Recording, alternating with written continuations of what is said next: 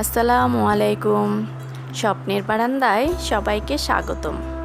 যারা আমার ভিডিওটি দেখছেন কাছে কিংবা দূরে, দেশে কিংবা দেশের বাইরে থেকে, তাদেরকে অনেক অনেক অভিনন্দন।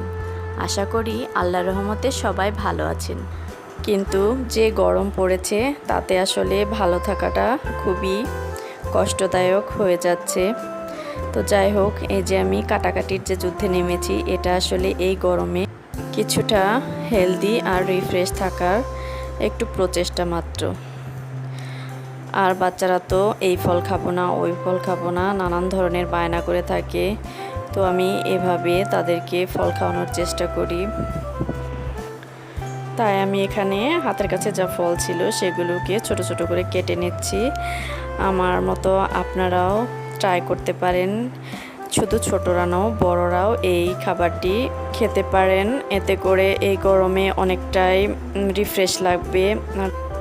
যারা আমার ভিডিওটি দেখছেন কিন্তু আমার চ্যানেলটিকে এখনও সাবস্ক্রাইব করেননি, প্লিজ আমার চ্যানেলটিকে সাবস্ক্রাইব করবেন এবং পাশে থাকা বেল বাটনে ক্লিক করে অলে ক্লিক করে দিবেন। এতে করে আমি পরবর্তীতে যখন ভিডিও আপলোড করব তখন সবার আগে আপনার কাছে এর নোটিফিকেশন চলে যাবে।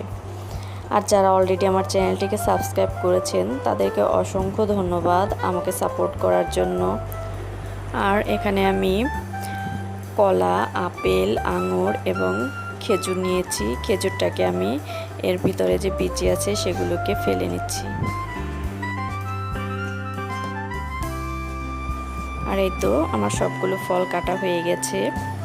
এরপর আমি ফ্রিজ থেকে কাস্টার্ডটা বের করে নিয়েছি। এখানে আমি দুধ, চিনি আর কাস্টার্ড পাউডার জাল করে এরপর ফ্রিজে ঠান্ডা হতে দিয়েছিলাম। এর মধ্যে আমি সবগুলো ফল দিয়ে দেব। এরপর খুব ভালোভাবে এগুলোকে মিশিয়ে তারপর সার্ভ করব। এই গরমে আপনিও এইভাবে তৈরি করে ছোট বড় সকলকে দিতে পারেন। আশা করি সবাই অনেক পছন্দ করবে। আর আমার ভিডিওটি দেখতে দেখতে যদি আপনাদের ভালো লেগে যায়, প্লিজ একটি লাইক করতে পারেন আর ছোট করে একটি কমেন্ট করতে পারেন। আর বন্ধুদের মাঝে আমার ভিডিওটি শেয়ার করতে পারেন। তাহলে অনেকেই হয়তো যারা ফল খেতে পছন্দ করেন না তারা এইভাবে ট্রাই করে দেখতে পারবে আসলেই কতটা মজার। এবং এই টিপসটি আসলেই খুবই কার্যকরী একটি টিপস, বিশেষ করে যারা ফল খেতে চায় না তাদের জন্য। সবাই ভালো থাকবেন, সুস্থ থাকবেন। আল্লাহ হাফেজ।